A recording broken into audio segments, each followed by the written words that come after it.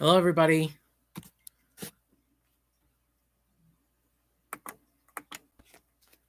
Great to see you all.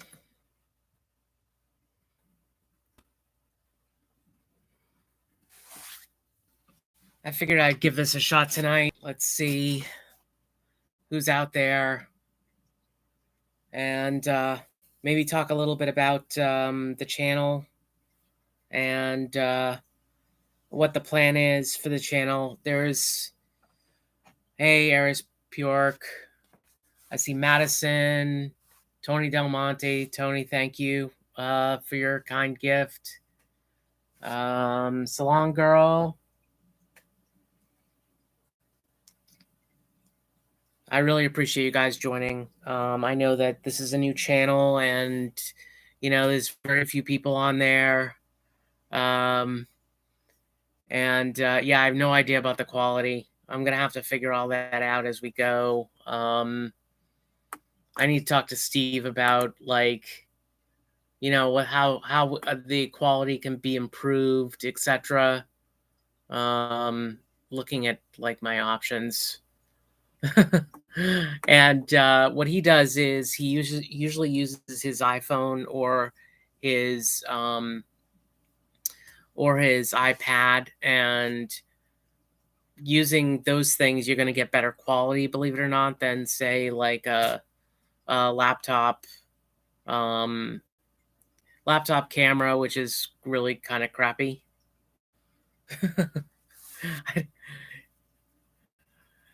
Oh, really, Tony? 4K? Yeah. Why don't we just do 3D? I don't know how it will work on this.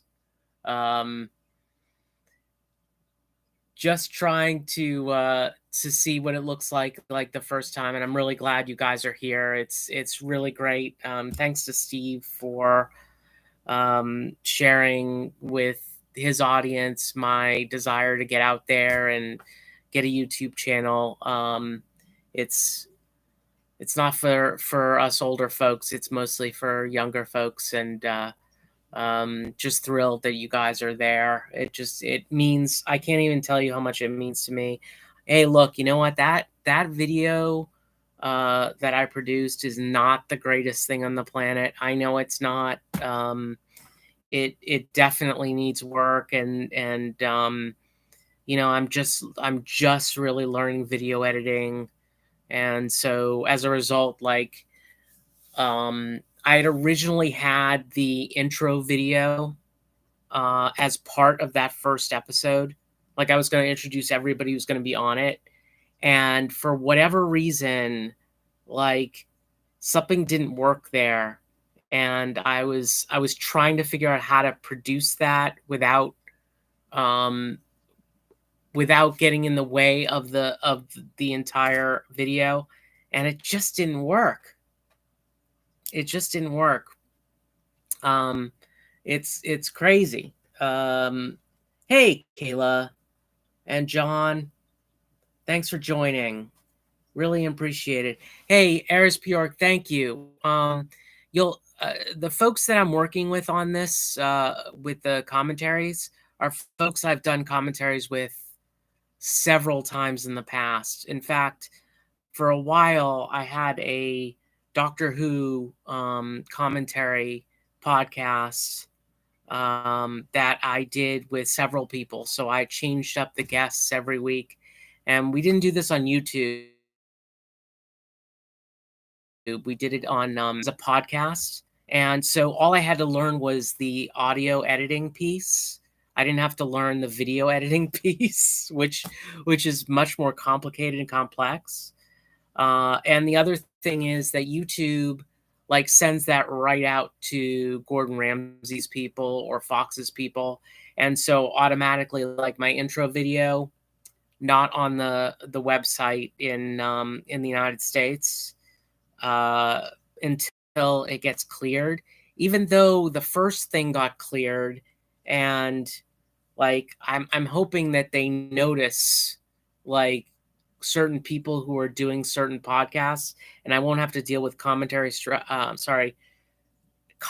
strikes, if I can speak. every single time I put a video out. You know what I mean?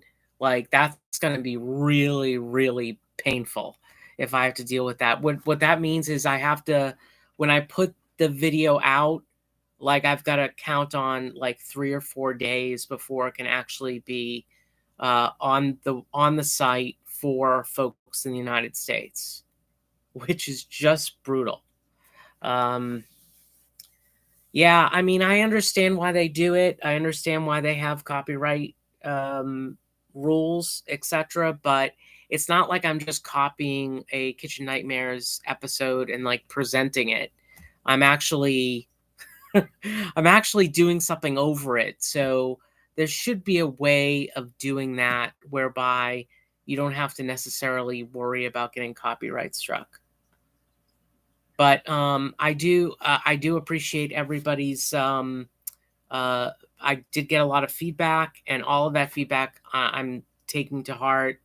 There's a lot that we can do to make this thing better, but I will tell you that the folks I'm doing this with are really good at this, and they have done commentary stuff on several different genres, and it's really fantastic to work with them. You'll see the one thing you'll see up front is the chemistry. The chemistry's right is there already. We've already worked together. What are you guys doing tonight? Anything? I mean, it's Saturday night, and we're all on YouTube. Hopefully, you guys are having a good night. I ate very poorly today. Uh, I had a meat pizza tonight. Not very good for the diet. I'm trying, but I hit some kind of a um, some kind of a plateau. So I'm working with that. Hey, Jennifer Tower, good to see you. Yes, the Red Sox won that game long after before the ninth inning rolled around. That was great. Um, hey, Madison, what's on the Weather Channel right now? Is there any storms or anything? Because I'm actually watching. I'm on Hell's Kitchen, actually. Hell's Kitchen on Pluto TV. Do you guys watch Pluto TV at all? I found it to be something that earthquake in Haiti. Okay. Well, maybe that's why. Maybe Steve will be jumping on that for Agenda Free TV.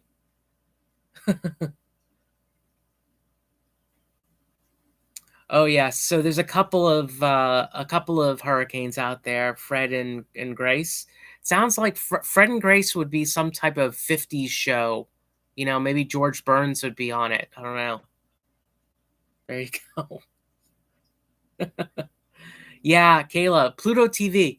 I'm addicted to it. Not only because there's just so much out there. My goodness, there's so much out there for it.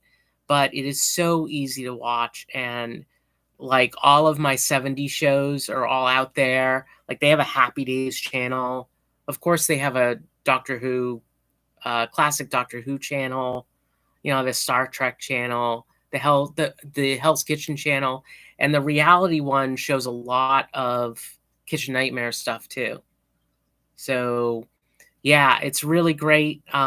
Even Love Boat, my goodness, like I watched Love Boat when I was really young and really enjoyed it. It was like the only night I only got to watch TV on Friday and Saturday nights growing up. So like Love Boat was on my list, Fantasy Island. These are things I could watch in my when I was, between 10 and 15 years old. It was pretty amazing. So looking back on those right now, I mean, it looks very old right now, but man, oh man, did I really enjoy. Um, I really enjoyed, reliving those times again. It's really pretty amazing. Yeah, Madison, check it out, Pluto TV. So I think it's pluto.tv. Let me see if I can pull that up. And if you have a smart TV, what you can do is you can actually get it on your TV itself. Oh, I gotta shut this off. Sorry, guys. It's making noise. Okay, hold on. Okay. Um, yeah, there's Pluto TV. Um, hey, Michelle, good to see you. Yeah, so it's really great, and I find that I'm watching it a lot. The one thing that I will tell you is that the one the one thing that I will tell you is there's a lot of like the same commercials over and over and over again. It's usually for um they obviously know their target market because they're looking at people who have like bladder issues. Um they obviously know their target market. Hey, Rick Hop. Great to see you. The man who got me to 100 just in minutes. Thank you, Rick. Great to see you. Hey, GGNYC. Good to see you too. Wow, this is great. Um, I hadn't planned on much of a uh, like a subject for this live stream, but I will tell you this that I intend to do some live streams whereby we're not going to talk about like Hell's Kitchen or Kitchen Nightmares. I want to talk about other stuff. Um, I have interest in several different areas. I know one of the things I have interest in is personal finance, and that might be some boring to some people, but I like talking about that. Um, I like to talk about other shows on TV, and stuff that I'm planning on watching. I don't know if you guys were fans of the show Leverage back between 2007 and 2012. Um, and uh, that's a show I really, really enjoyed. And they just came back with a new set of shows, Leverage Redemption, on Amazon Prime. And I hope you guys catch that. Um, do I trade Jeff? Hi, nice to see you. Yes, I do. I do trade stocks, but mostly in my retirement account. Um, I do have some. I do have some stock in a regular taxable account, but yeah, that's definitely a subject I have great interest in.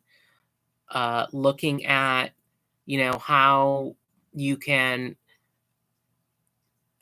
invest in the best way possible, whereby you're not spending a huge amount of money in fees, and also being able to save and know that your money will grow over time. And we can definitely talk about some of that. I've had some experience there. In fact, I've toyed with the idea of getting my financial planning license, even though I've been in IT for years and stuff like that. But I have a thing for it. I really enjoy it. I'm like kind of passionate about it. Um, I keep budgets like a crazy person. I haven't done everything right in my life, but one of the things I have done is I've made it a point to have the ability to make uh, decisions in my future that don't necessarily rely on money. And I think that that's important for all of us to get to the point where decisions are not necessarily just made for money, but made for the good of ourselves. And so the only way that you can do that is by, saving appropriately. And what money buys is options. And I don't mean options in a financial way. I mean just being able to have options to do things, anything you want, like starting a YouTube channel um, or doing that thing that you always wanted to do but can't because you're making enough money in your chosen profession. And while you're not incredibly passionate about it, you know that it's really important and that you have to take care of your family. um, so I want to get to the point where making those decisions becomes really easy, and that's like the main goal. um, that's the main goal I think that all of us should have is either either finding that job that makes you incredibly happy, or making enough or saving enough so that you can do what makes you happy for the remainder of your life. And whether that's when you're 50, when you're 60 or 70, just finding that great thing that you really can put yourself out there for. Let's see who's out there. Yeah, so we're talking a little bit about stocks out there. Um, yeah, guys, I mean, I don't think that individual stock purchases are that important. I think that the thing that nobody ever tells you is that the best thing to do when you're young is to just simply invest in the S&P 500 with an index fund and leave it there.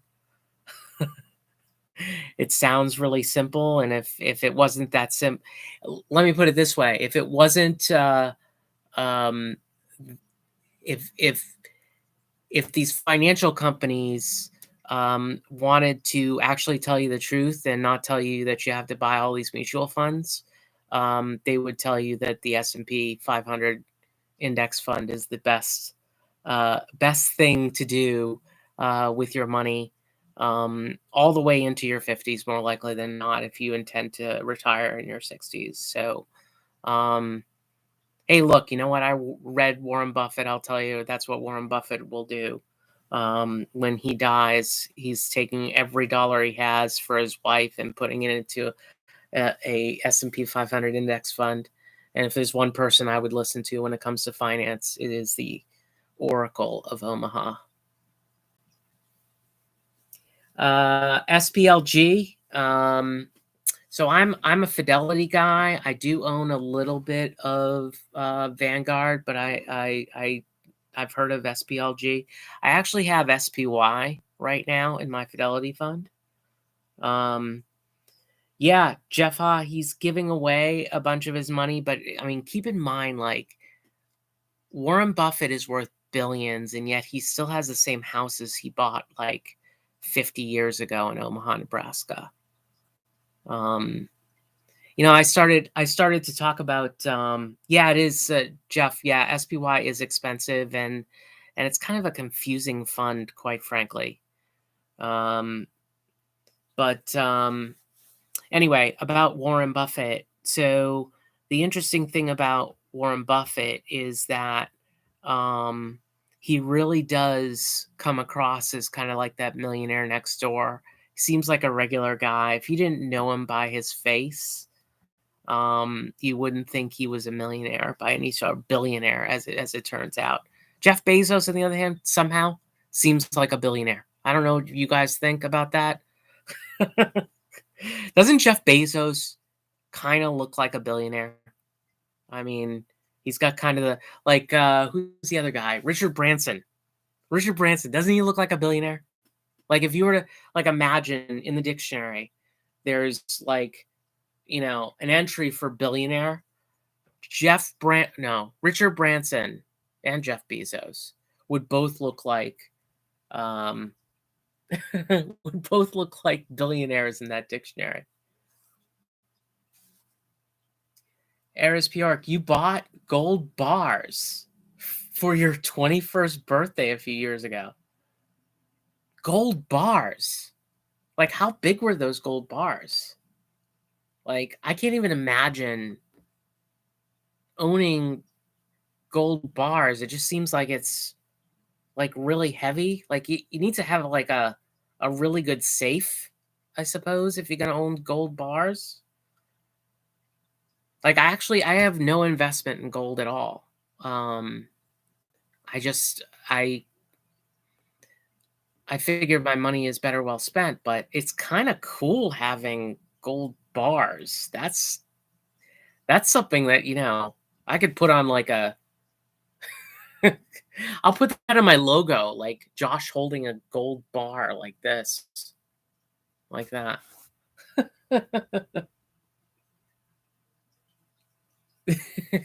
Well, Rick, you know what? Gold bars are tiny to Richard Branson, unless he brings them up into space. Did you guys see that, by the way? Did you guys see um, the Jeff Bezos going into space and the Richard Branson going into space stuff?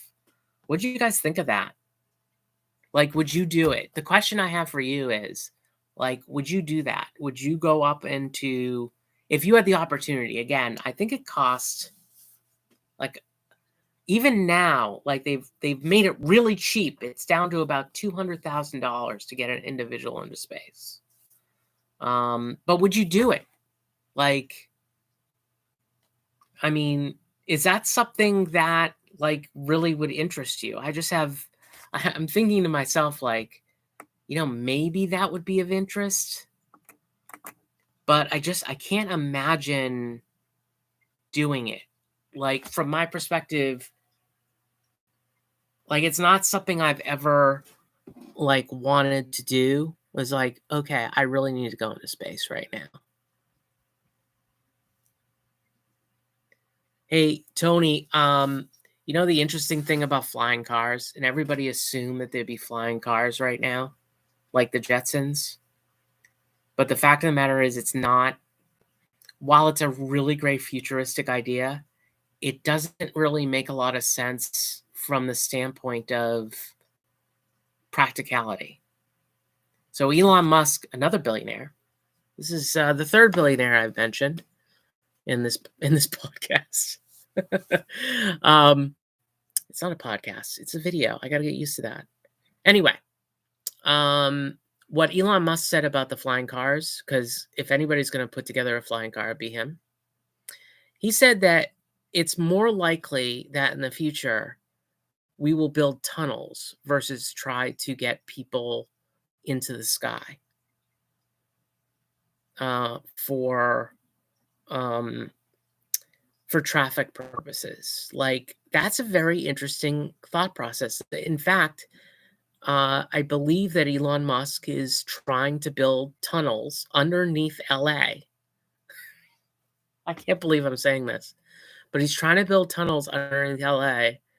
At least while he was there. Again, he's now in Texas, but when he was there, building tunnels so that it would improve traffic in LA.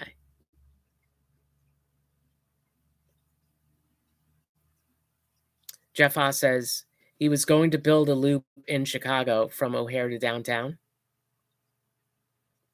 Is that what he said, Jeff Ha? That's interesting. Because, I wouldn't even think that he would have kept Chicago in the back of his mind. Like, it wouldn't have been something he would have considered. But yeah, it's wild because, like, I sort of had the flying cars thing in my mind, and, like, from Back to the Future back in '85, right? Unbelievably, that Back to the Future is Back to the Future is 36 years old. That's incredible. Yeah. Yeah, Jeff, I think that it will demand private industry, kind of like Citizens in Space.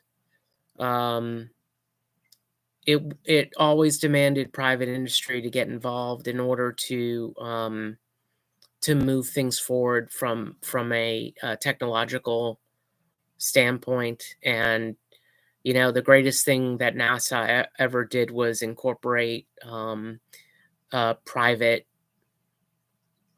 private interests involved with what they're trying to accomplish, because they were able to do it without government funding, which is pretty amazing.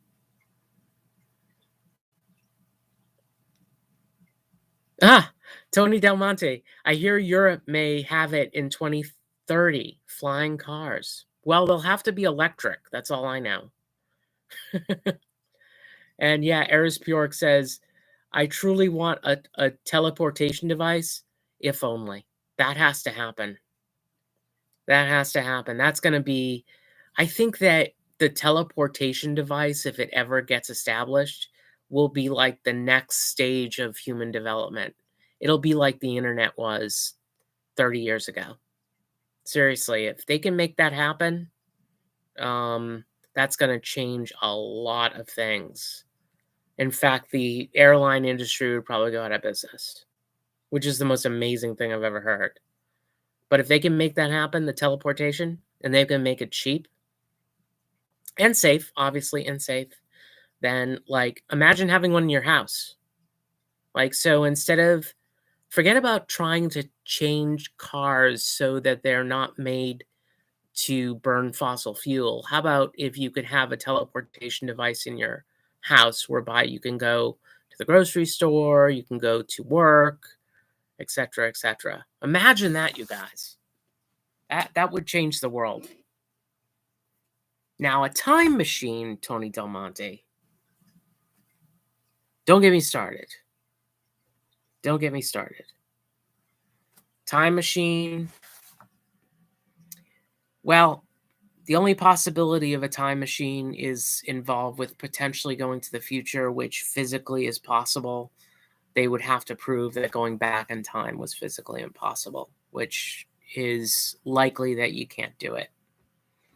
Unless you have a TARDIS, everybody. You know, like a police box. Like one of these. Hold on, I'll show you.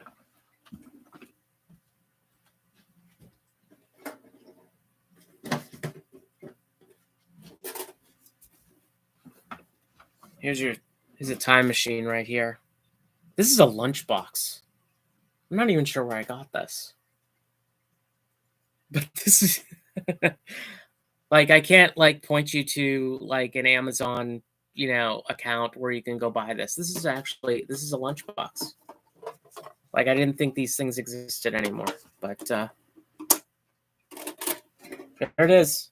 There it is. This is your time machine. If I could get into, listen, if this was a real TARDIS, I'd be able to get into this thing, right? I'd be able to get in and travel through time and space. Oh, you guys, I can't even tell you. Over time, I'm going to show you some of my Doctor Who collection. If you have any interest, it is massive. It is massive. I have everything that's ever been produced that's available today. I'm just going to put this back. I'll be right back.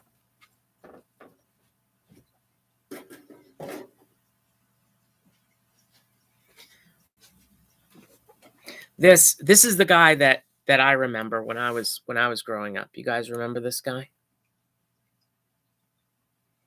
This is the guy that that I joined the show when I was 10 or 11 because of this guy.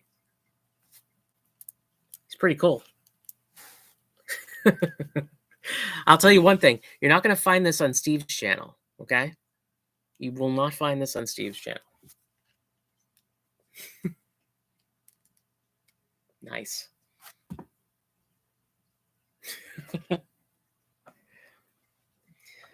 So anyway, any thoughts on when did I start collecting Doctor Who, Rick? God, I must have been like 13 or 14 when I started collecting. But I will tell you this: when I was in my late 20s, early 30s, all of the classic shows were coming out on videotape, and I literally bought them all. Like I found a way. There were some that were really rare. I spent like my days and nights on eBay trying to find them all. And as it turns out, like they all went on DVD after a while. And so I bought them all on DVD. Let's see if I can show you. Hold on one second. I'm going to see if I can show you this silly collection here.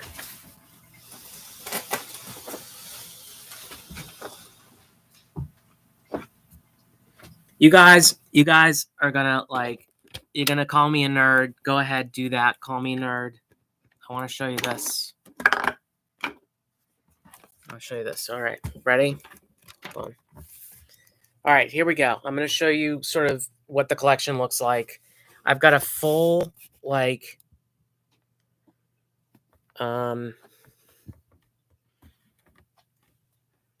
see all this? Look at this. Look at the size of this shelf.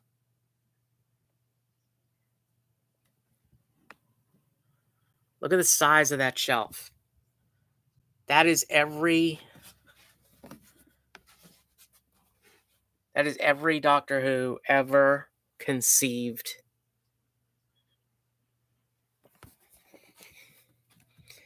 Hey, Sharon Heberling, good to see you. I'm just showing everybody my crazy Doctor Who collection. And so in the past, I used to watch them fairly frequently. And today, like, I even have I have all the new stuff also, like from 2005 on. Hey, 12 Tree, good to see you. Yeah, it's really it was a passion of mine. In fact, it was a great passion of mine, and it kind of still is, I have to admit. Like, I love the fact that I can put in anything from 1963 until today from Doctor Who. It's pretty freaking amazing, you guys. And if you get excited about that kind of stuff, like, it really does, it's really a great hobby at the end of the day, and I kind of love it. And I'm glad many of you appreciate it.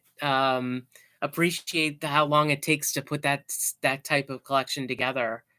It is without doubt one of my greatest passions.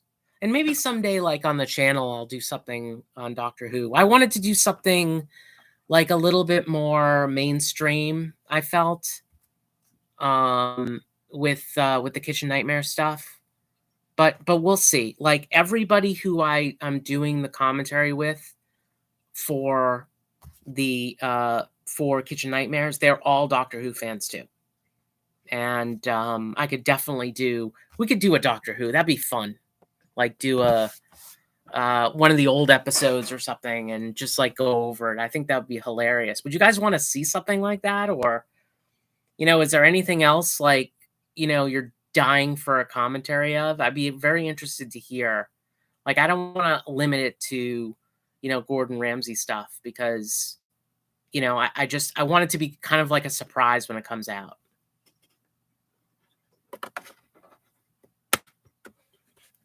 Has anybody seen like did anybody watch like the classic Doctor Who back in, when you were kids or stuff like that?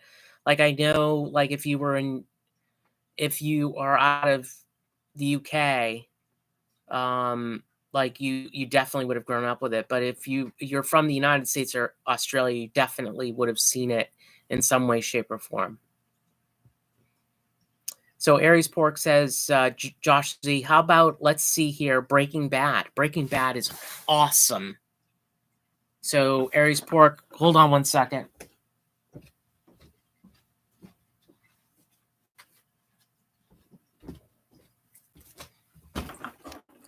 Here we go. Look. I love Breaking Bad. I have the whole series. It's funny because you think that I have like media for just about everything. I do not. Like, you just happen to pick on something that, like, I'm a big fan of, that I really enjoyed. Yeah, Breaking Bad right here. And as a matter of fact, I was just thinking the other day, it's been a while since I watched it. Like, I should go back and watch it again. Like, it's almost time for me to do that. Geraldine Cartenson says, do you follow Trek at all? Yes, I do. The thing about Trek is that there's so many outside Trek stuff. Like, we have the regular Star Trek, and then we have like 30 different spin-offs and stuff like that. It's hard for me to keep ahead of all that stuff. And the new ones, like, I'm not sure about those. But I will tell you. Hold on. I'll show you in a second.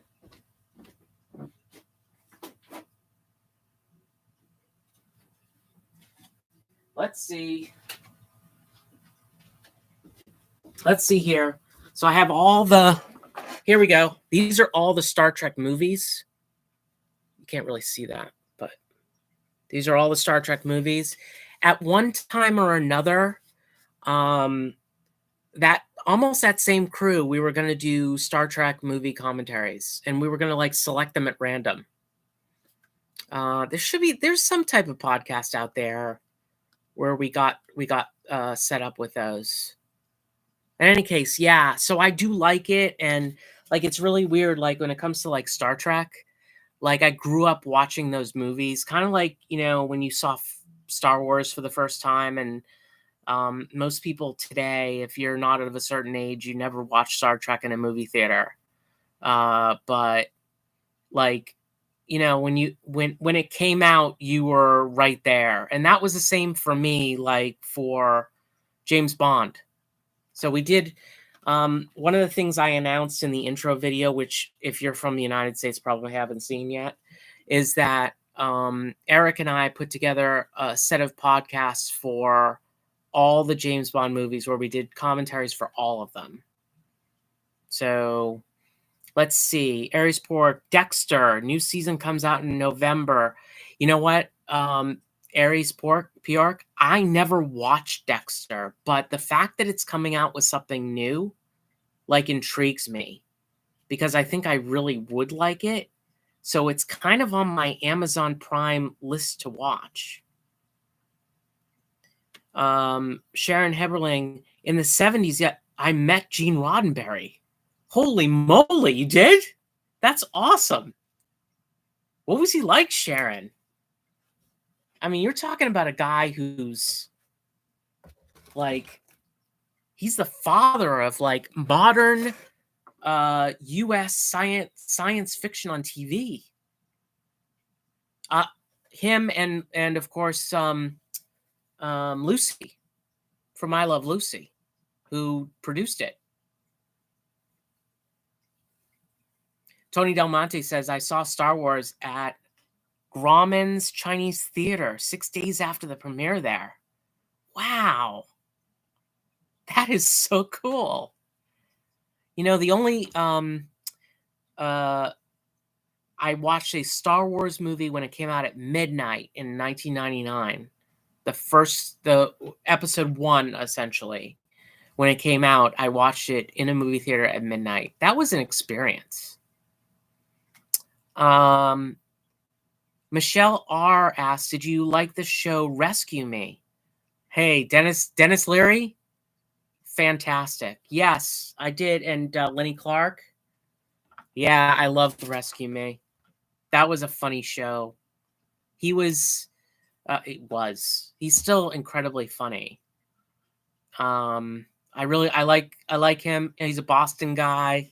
I have a deep appreciation for Dennis Leary because he's a Boston kid, and so is Lenny Clark, both Boston guys. So I kind of get their sense of humor and stuff. Eris Bjork says, Revenge of the Sith, Empire, and Return are the top 3 Star Wars films. Well, top 3 maybe by revenue, I guess.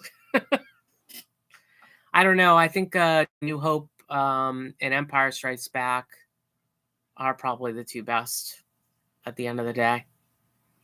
But hey, look, you know what? Honestly, like, I don't have any issue at all. If you enjoy, I actually went back and watched the whole series in order, like in the order of episodes. So I went 1 to, at the time, I think it was 1 to 6. It actually works, you guys. It actually works.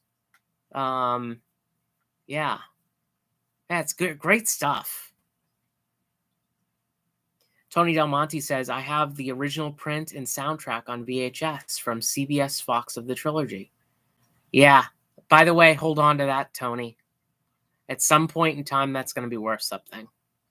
I actually have, I think I have the videotapes too. A friend of mine gave me the videotapes to show my kids. And I think I still have them somewhere. I want to keep the videotapes because I think that they might have some value down the road. Not so much from a money standpoint, like from the standpoint of nostalgia, pure and simple. Like, does anybody still own a video cassette recorder. Do you guys still own one? Just interested to know, like, if you guys still have one, because they're like impossible to get now. So I was just interested to see that, because I still have one, because there's still some stuff that I do have on videotape that I don't want to get rid of. Don't want to get rid of them. Oh, that's great, Tony. Tony says he does, and it works great. Yeah, you got to watch out, because when it goes down, it may go down forever. Because nobody actually can rebuild them anymore. Yeah, Rick Hoppy. Is it Hop or Hoppy? How do you pronounce your last name? Maybe you can tell me. The last one I owned finally died. Yeah, I still have one. I have one kind of in storage too. And I think you can get a new one, but they're incredibly expensive. Like, there's some YouTube ad that I saw where you could get one for like $500 or $600. It's like, come on, really? That doesn't make any sense. Mine is a combination DVD and VHS player. Oh, there's one more show. Hoppy. Thank you, sir. Be right back. There's one more show I want to show you.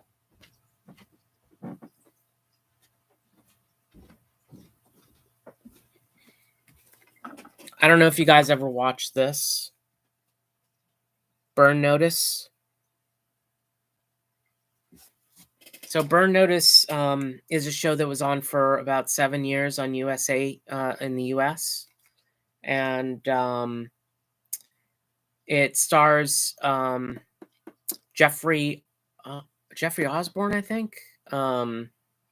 Jeffrey Donovan, not Osborne. Jeffrey Donovan, who's also a Boston guy. As a matter of fact, his Twitter handle is Wicked Pissa. It's kind of embarrassing.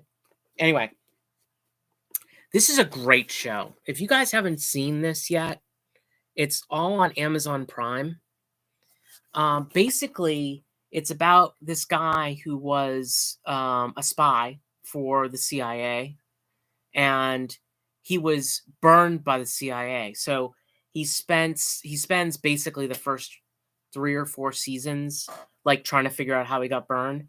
But the real story is how he helps people who are having a hard time with somebody. You know, somebody's either, it's kind of like the old kind of Robin Hood thing, whereby he helps people who can't help themselves and fights the power, kind of like Leverage in many ways. Maybe that's why I like Leverage so much.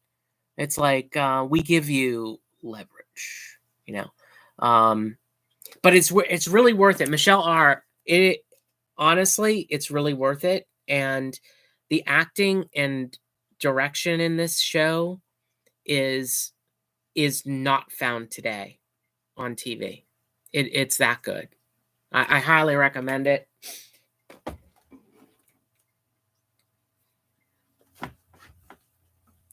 Tony Del Monte says, I also have some of the VHS Walt Disney Black Diamond editions. Now, those have actual value. Now, I don't know how much value those guys have. I mean, I was told that that my Beanie Babies had value. Who knows? I had the Lady Diana Beanie Baby. Supposed to be worth what, $300,000-$400,000? Yeah, it's not. Aries Perk says 2007 through 2013 for Burn Notice. Yes, correct. And it was a sad day in 2013 when that went away. Yeah, 12 Tree says, remember the beta versus VHS competition? I sure do. And it's interesting because in my house, when I was growing up, my dad was like an early adopter.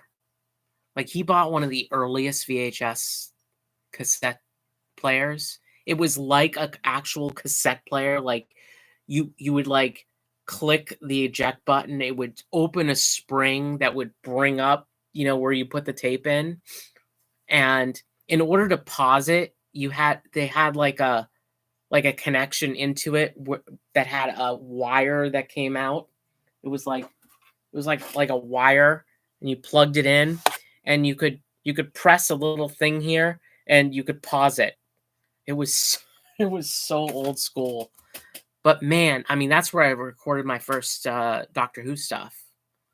And my dad was nice enough to buy me these ridiculously expensive videotapes. At the time, videotapes were like $25.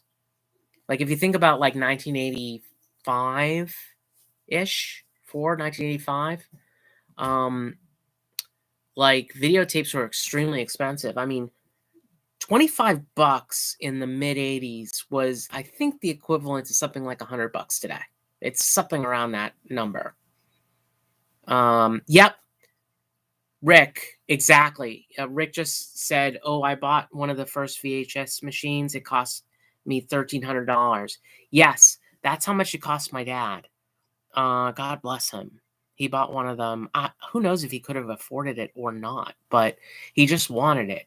And that's where I got the idea for the tapes, and I started taping Doctor Who off PBS, and I had a whole collection, like a massive freaking collection, which I still have a few of them. In fact, I probably kept them all, and they're just in storage somewhere.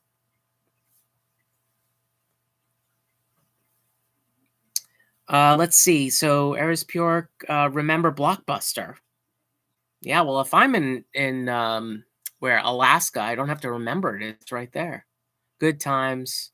Petition to revive Blockbuster. Hey, look, you know what? The problem with Blockbuster is simple.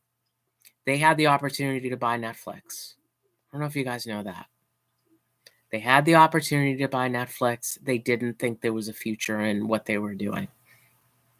It's like the classic Coke story. It's a standard business school white paper on how you don't do business.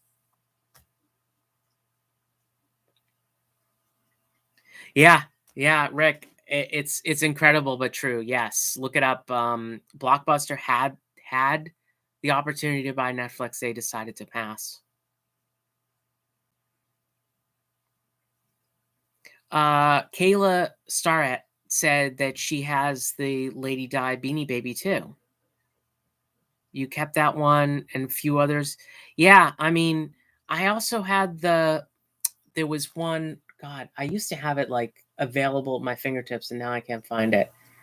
But there was one that was kind of like a piece Beanie Baby that was all different colors. That was supposed to be worth something, but I looked it up and it's not worth anything. It's worth $10 if I'm lucky. They'd probably give me 6 for it if I was nice. Salon Girl says that she had a Betamax. Yeah, it was split, right? Wasn't it? Like it was totally split between Betamax and VHS, and it used to have arguments about it, like which one was better. I'd heard later on, I'd heard that that Betamax actually had a better quality, but VHS had a better marketing department, which is I mean, that's the whole thing, you guys. Like, it's not about the quality of the product; it's about the quality of the marketing organization. Not, I mean, 100%. It's so nuts, it's so crazy. But it's good to, I mean, again, I don't know if you guys own videotapes still, but like, if you can't use them, like the value of them goes down to nothing, which is really sad because I have a lot of VHS tapes. Salon Girl says that Betamax had a tracking problem with rented videos. Yeah, I remember the tracking problems, but I think the VHSs had tracking problems too. As a matter of fact, like if you put in if I put in a VHS tape today, I have to adjust the tracking. when you think about it, it's like, I'm streaming Pluto TV right now, which is a little bit different than putting a videotape in.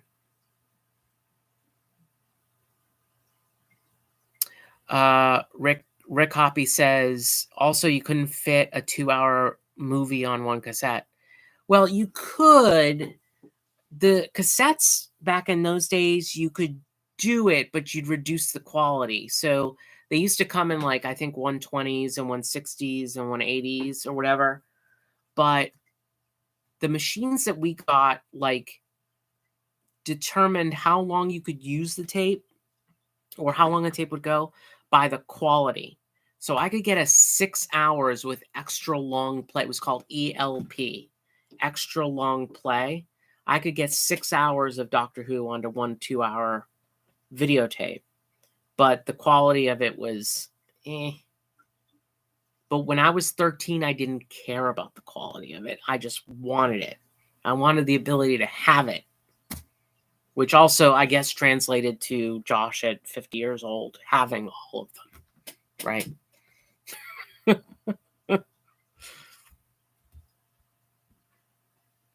Anyway, so that's that. I'll tell you guys what, like, I really appreciate everybody, joining in on the live stream. I really wanted to try it and see if you guys would. I know this is like completely off the cuff, and we're talking about a bunch of different stuff, but I definitely wanted to see you guys and talk to you. So, but at this point, I'm gonna end the stream. But I plan on doing more, and hopefully, I'll have some like some subjects to talk to you guys about, like what we just talked about, which is like I do want to talk about like retirement, and I want to talk about more TV shows, and I want to talk about um VHSs and the old days and stuff like that. And I can't wait to have those conversations with you guys. But certainly I do 100% appreciate you guys jumping on board, and obviously I'm looking for your feedback, and I would love to hear from you. Remember, I'll put my my Twitter on the chat. That's my Twitter. And I will let you guys know when the next one is coming up. I'll probably do a live stream before the next one comes up, but I'm looking forward to talking to you guys very, very soon. So I want to thank everybody that has joined the live stream here. So thank you to GGNYC, Rick Hoppy, Salon Girl, Madison, Tony Del Monte, Kangaroo Island TV, great to see you, sir. Sharon Heberling, great to see you. Hope everything's going well with you. Michelle, thanks for joining. Michelle R. Eris Pyork, who has been just amazing, jumping on all my videos early and putting chats on all my videos. Really appreciate it. GGNYC, I think I said goodnight to you already, but if I missed anybody, let me know. Salon Girl, great to see you. 12 Tree, Garland, Cartenson, thank you so much. Really appreciate the time. Guys, enjoy your night. And thank you very much for joining me. Actually, you guys have made my night. Like, I really enjoyed this. And I can't wait to do this again with you guys. Kayla Starrett, thanks for joining. Really appreciate it. Really, really, truly appreciate it. Good night to you all. Thank you so much. And look forward to the next time. I hope I have something interesting to talk about. Or you guys can give me a subject. Never mind. Thanks, guys. Good night.